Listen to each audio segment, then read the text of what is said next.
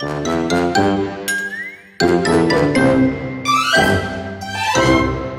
jullie allemaal gekeken naar het knipuisje van Franske?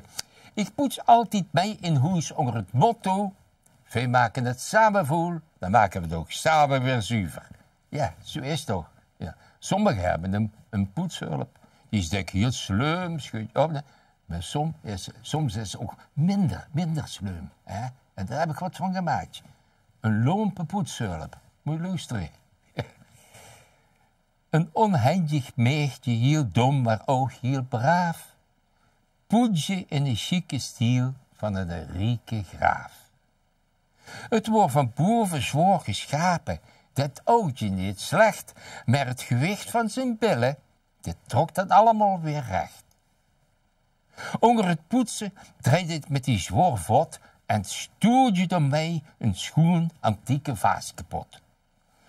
De graaf riep giftig, dichtbest nog stommerazig dacht.